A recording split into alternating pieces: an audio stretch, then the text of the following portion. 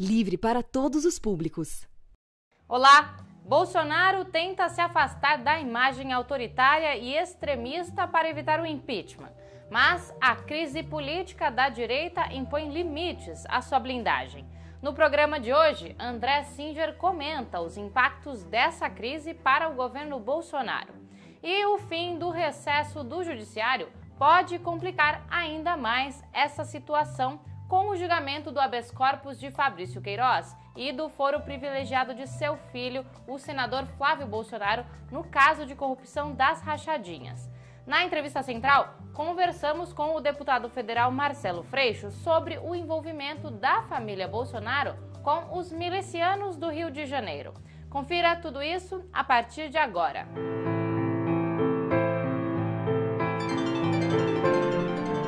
Central do Brasil. As alianças com partidos do Centrão ajudam Bolsonaro a se proteger dos mais de 50 pedidos de impeachment protocolados na Câmara dos Deputados. Mas a crise interna desses partidos de direita está afetando a blindagem do governo. No embarque imediato, o cientista político André Singer avalia o desgaste de Bolsonaro. Vamos acompanhar. Embarque imediato. São 63 deputados do MDB e do DEM que decidiram se afastar do grupo que apoia o tempo todo o governo federal. Esse grupo, constituído por, repito, 63 deputados, não faz com que o governo perca definitivamente uma condição de atuar na Câmara dos Deputados. Ele continua tendo o apoio de cerca de 200 deputados potencialmente que ficaram dentro da chamada base governista. No entanto, esta decisão que foi tomada, ela implica numa consequência de médio prazo bem importante, porque ela pode vir a afetar a disputa pela presidência da Câmara dos Deputados, que vai ocorrer em fevereiro de 2021, para a sucessão do atual presidente Rodrigo Maia, como todo mundo sabe, é do DEM. E a presidência da Câmara dos Deputados é uma peça-chave, porque o presidente da Câmara dos Deputados é o único que pode autorizar um pedido de impeachment aí para o plenário. O Poder Judiciário retomou hoje as atividades após o recesso de julho e tem em mãos processos que afetam diretamente Bolsonaro e seus aliados. Julgamentos impactam a Operação Lava Jato e o inquérito das fake news e podem gerar novas crises internas que se somam à crise sanitária. Esta semana, estamos próximos dos 100 mil mortos por coronavírus no país. Por este triste marco, a campanha Fora Bolsonaro promove no dia 7 de agosto o Dia do Luto à Luta, com mobilizações por todo o Brasil. Para saber mais, acesse o site da campanha campanhaforabolsonaro.org.br. O avanço do autoritarismo no governo Bolsonaro reflete na perseguição de ativistas por direitos e em defesa do meio ambiente. Foram 24 ativistas ambientais assassinados somente em 2019. O que se vê é que o desmonte dos órgãos de fiscalização e proteção ambiental vem acompanhado de impunidade e violência. Afonso Bezerra traz mais informações. Trilhos do Brasil. De acordo com o levantamento da ONG Global Witness, ao menos 24 pessoas foram assassinadas em 2019, 4 a mais do que em 2018. A região amazônica é a área mais preocupante. Estão concentrados lá 90% dos homicídios de pessoas que defendem a floresta. O presidente da Comissão de Meio Ambiente da OAB Ceará, João Alfredo Teles, explica que esse dado está diretamente associado ao discurso agressivo do presidente Bolsonaro. Hoje, o Estado brasileiro, através do governo de plantão, ou do desgoverno, do antigoverno de plantão, é o principal responsável por nos transformarmos, tá certo, como um país perigoso, não só para ambientalistas, mas para militantes da questão agrária, para militantes de direitos humanos, para militantes da luta antirracial. Além da violência contra os ativistas, a pesquisa também registrou que o Brasil preocupa pelo péssimo comportamento na preservação do meio ambiente e na proteção aos povos tradicionais. Um exemplo é o estímulo à atividade mineradora em terras indígenas. Antônio Eduardo Cerqueira, do Conselho Indigenista Missionário, explica as raízes históricas dessa perseguição aos indígenas. Isso é uma violência histórica, desde a chegada dos europeus aqui, que se trata essas terras como terras para a exploração. E os povos indígenas tratam essa terra como uma terra onde ele vai conceber toda a vida dele, as tradições, os costumes e a sua sobrevivência. E vamos agora para Sergipe. A Parada Cultural traz a dica de um álbum de uma dupla pernambucana que compôs grandes sucessos da música brasileira e nordestina. Quem indica é o comerciante Thales Salles. Parada Cultural. A minha recomendação é esse álbum aqui. Alceu Valença e Geraldo Azevedo, de 1972, pela gravadora Copacabana. E eu recomendo esse álbum porque é um material que eu gosto muito e é um álbum dividido, né, do Geraldo Azevedo e do Alceu Valença. Trata-se do primeiro álbum da carreira deles, que marca com a ida deles para o Rio de Janeiro e a gravação do primeiro Lulu Play. Tem os arranjos do Rogério Duprat, que é uma coisa muito interessante. E para mim o destaque é a mistura entre a música regional, principalmente pernambucana, mas nordestina como um todo, né? Junto ao rock psicodélico, que era uma coisa de data próxima. Já tem digitalizado, então não tem problema nenhum de achar. Depois do restabelecimento da democracia, Bolsonaro é o primeiro presidente de origem militar. E seu governo é o que conta com o maior número de militares em cargos políticos. E não há uma regulamentação para essa prática. Vamos saber mais na reportagem de Camila Piacese. A presença dos militares da ativa no Poder Executivo dobrou nos últimos 20 anos. Em um ano e meio de gestão de Jair Bolsonaro, o número aumentou 33%.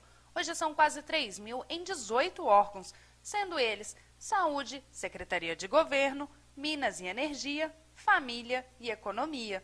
Para a professora Adriana Marques, do curso pioneiro de Defesa e Gestão Estratégica Internacional da Universidade Federal do Rio de Janeiro, esse aumento coloca em debate a regulamentação da atividade das Forças Armadas em cargos políticos. De fato, quando a gente olha para outros países, como os Estados Unidos, por exemplo, um militar, para poder assumir uma função pública civil, ele tem que estar há 7 anos na reserva. E no Brasil a gente não tem nenhuma legislação a respeito. Vale lembrar que os magistrados precisam se afastar da toga para ocupar cargos políticos, conforme afirmou a professora Adriana Marques. O que não é aceitável é um militar estar participando de negociação com o executivo, no executivo, negociação com o legislativo, e meses depois voltar a comandar tropas. Em 2019, os militares tinham atuação restrita ao Ministério da Defesa e ao Gabinete de Segurança Institucional, do presidente e do vice-presidente da República. Hoje o cenário é bem diferente.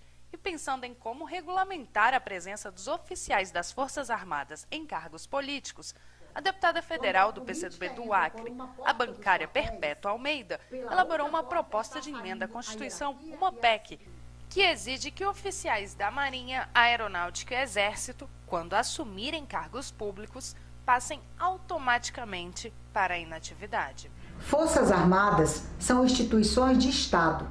Elas não servem a governos, elas servem ao país. A volta das Cortes Superiores às atividades pode resultar na revogação da prisão domiciliar de Fabrício Queiroz, que é o ex-assessor parlamentar de Flávio Bolsonaro. O foro privilegiado do filho do presidente também pode vir a julgamento. Na entrevista central de hoje, Jonatas Campos conversou com o deputado federal Marcelo Freixo sobre o assunto. Entrevista Central. Entrevista Central. Olá, a nossa entrevista central de hoje é com o deputado federal Marcelo Freixo, do PSOL do Rio de Janeiro. Deputado, agradecemos sua participação em nosso programa. O retorno das atividades do Judiciário trará uma pauta política bem séria para o governo Bolsonaro nas próximas semanas. Eu gostaria de lhe perguntar sobre o pedido de relaxamento da prisão domiciliar do ex-assessor do senador Flávio Bolsonaro, Fabrício Queiroz. Quais as consequências desse caso para a família Bolsonaro? Primeiro, obrigado pelo convite, é um prazer imenso estar aqui com vocês. Esse episódio envolvendo o ex-assessor Fabrício Queiroz, ele é muito central para que a gente entenda a relação da família Bolsonaro, inclusive do Jair Bolsonaro, presidente da República, com toda uma relação entre crime, polícia e política no Rio de Janeiro.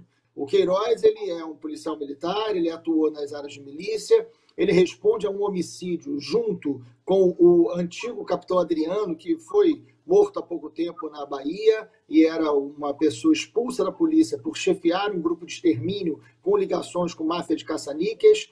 Parentes desse capitão Adriano foram trabalhar no gabinete do Flávio Bolsonaro e é o Queiroz, o Fabrício Queiroz, quem leva o Adriano para o convívio da família Bolsonaro. E, na verdade, isso é o embrião, é o lugar onde se inicia uma relação entre milícia e família Bolsonaro. Então, é muito grave a investigação, o relaxamento de prisão, como você cita, ou seja, a prisão domiciliar, é prevista na lei, mas não é cumprida para boa parte das pessoas e foi muito rapidamente cumprida para o Fabrício Queiroz. A anormalidade maior diz respeito ao relaxamento de prisão da esposa do Fabrício Queiroz, que era uma foragida e que, sem nenhuma razão para isso, a sua prisão, antes dela ser presa, foi relaxada, para que cuidasse dele. Deputado, a participação do advogado Frederico Vassef acabou se tornando um ponto-chave nessa questão do Queiroz, a relação com a família Bolsonaro.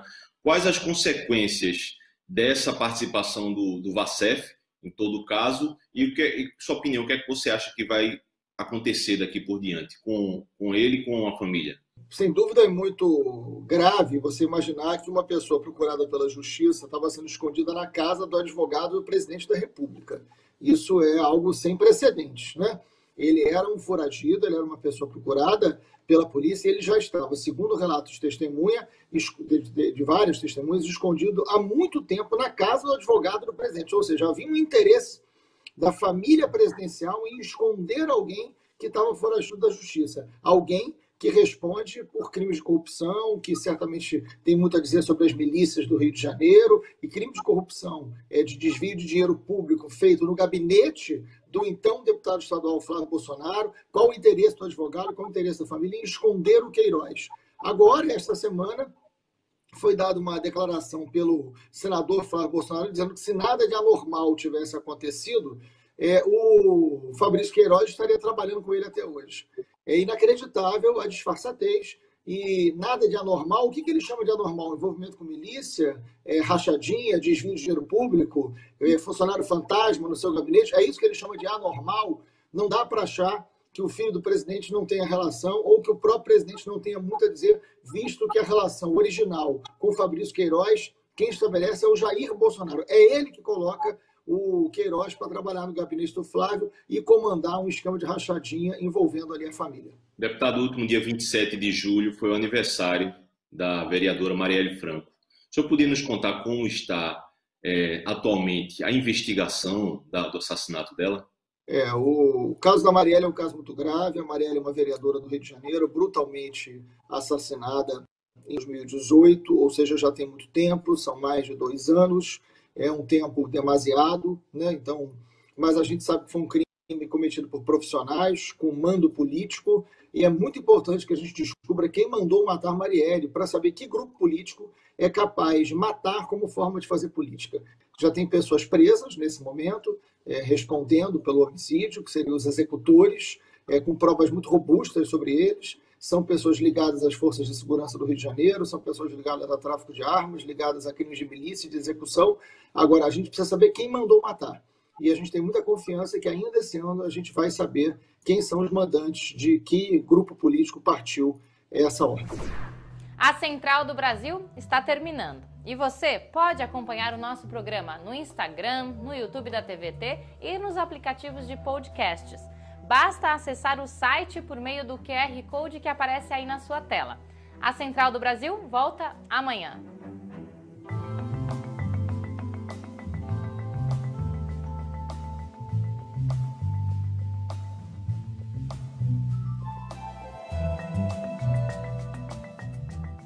Central do Brasil, a rede de comunicação dos movimentos populares.